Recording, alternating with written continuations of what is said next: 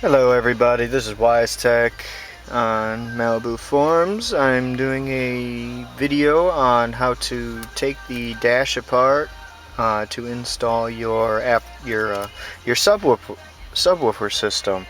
I'm going to show you from where I plugged into the battery all the way back into the trunk on where it came out, and I will have the video will follow me along the whole time. There may be some stops. I will be posting the videos in order. So for just time's sake, I will be probably stopping the video, taking the screws out, then bring it back in. Just so I'm not wasting a lot of time taking screws out. First couple of things that you're going to need when you go to install this, I have some quick splicers. They're the 22 to 18 gauge wire range. These ones that I have are pink. And let me open this up real quick. So they look like this. Pretty simple to use. You just slide it over the wire that you want to splice into, and then you insert the other other wire that you want to use, and you just use some pliers right to push this down. It's a little metal piece. You use some pliers to push it in, and then it just folds over and clips down. Real easy to take off. If you're getting rid of the car, you take it off. You just spread it apart. Put your thumb in there and just spread it apart, and then you can pull the wire out from in the metal piece. So yeah, I used 5 of these. 4 of them are for the speaker for when you use the converter, the high-low frequency converter, and then 1 I used for my signal wire, which I will show you. I will show you all where I hooked up and everything. I do have a piece of paper that I got from the audio store that tells me what colors are what and for the car. Now this is mainly just for the MyLink without the Panasonic amplifier, the Panasonic sound system. It's a little bit different. Your guys' amps are in the back. Your guys' amp in the back, but there is information on the wiring for the amp itself too, and it tells you what color they are and everything too. So it's real easy to understand, and if anybody really needs that, I can go ahead and send that in a email or a PM. I just don't want to post it online. So first things first, I'm going to start. Best thing to do when you're doing this, I'm not really unplugging any heavy electronics. I will be unplugging a couple of unplugging this, unplugging these two right here. This one I can't really unplug because I can't just get the plug out. I'll show you how to take the radio, the monitor out. All of this is just faceplate. There's an actual box behind here that controls. You got your CD player in it, and it runs your whole audio portion of the car with your OnStar and your nav and everything else. So first things first is make sure when you're going to do this, make sure you engage your parking brake, because you will need to have your key in the ignition and put the car into neutral. Be very careful. When you do this, always make sure you have a chock behind your wheel to prevent it from rolling, just in case your parking brake happens to fail, which it's a brand new car, it shouldn't, and if it does, you might want to take it back and get it fixed. When you do take it out, your parking light right there, you can see it, will start to flash as soon as you unplug underneath here. So I'll go ahead and I'll show you. In order to pop this off, there's like a little, you can put your thumb underneath and you just pull up on it and it will pop. And you do it both other side and it will pop. As you can see, I accidentally broke the little clip that holds this, the retaining clip that holds this up, so it pops down once in a while. I'm not really concerned about it. It stays up majority of the time unless I'm actually taking it apart like I am now.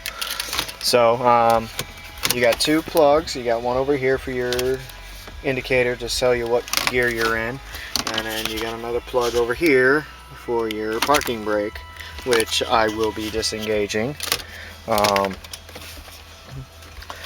When you do go to do the actual install, the best thing to do is do all the way up to this point, then disconnect your battery, and I'll show you why when I get to the battery portion. Hang on one second, I have to set the camera down.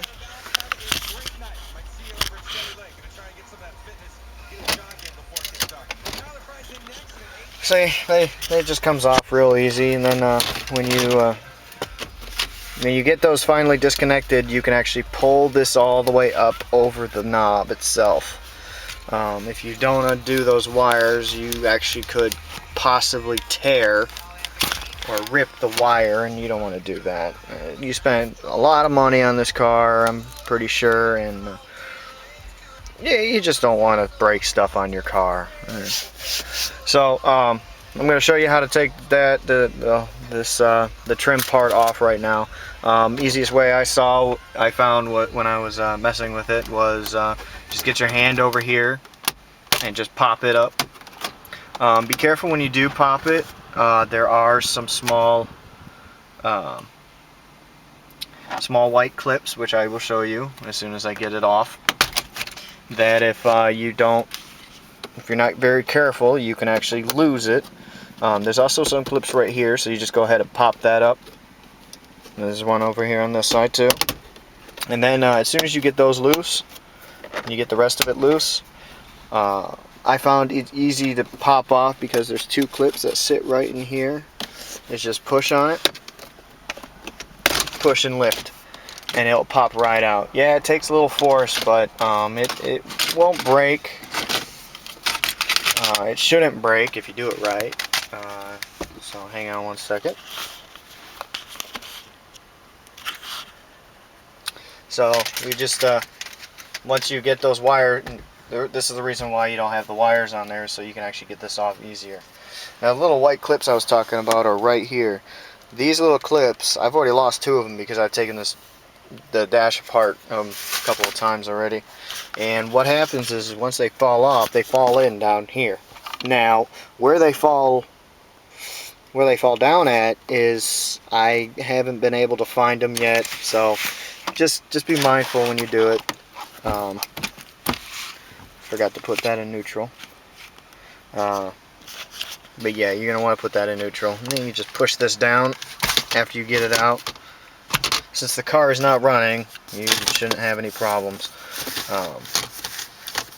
with the gear with transferring it in through gears. So just make sure you have your parking brake on though. Next thing I'm going to show you is here you're going to want to pop these sides out, pop them out like this, and then you can see in here there's a couple of screws.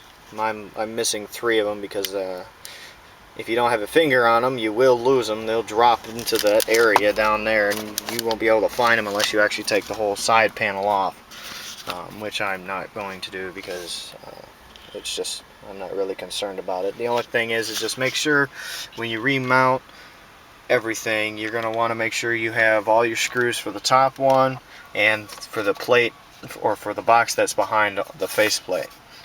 Now the order to take this off is you have to take the bottom off first, followed by your climate control, then by radio control, and if you wanted to, you can take the monitor out. It's a pretty big box. It's a double DIN box. There's only 3 wires on the back, and if you actually do take it out, you'll actually have more room to actually move around behind there, and I'll show you what I'm talking about when I get down to that part of the movie or video. So what you're going to need to use is a 7mm. Let me find mine. Here we go. A 7mm socket. It looks 7mm. I'm pretty sure you guys have some laying around. You can either use a drill if you have a drill attachment for it, If you're going to use a drill, make sure you have it set on the lowest setting, or you can do it by hand. I had to actually go out and buy this extra stuff because the tools that I actually was using, I can no longer find. So yeah, there's some screws here. There's supposed to be 2 screws here. There's 2 over here. 1 here, 1 here, 1 here, 1 here, and then there's 4 holding in the monitor right here. So, sorry for the video. It's being shot on a digital camera. So I'm gonna go ahead and stop this video. I'm gonna take the radio out and or take the screws out, and then I'll keep going from there.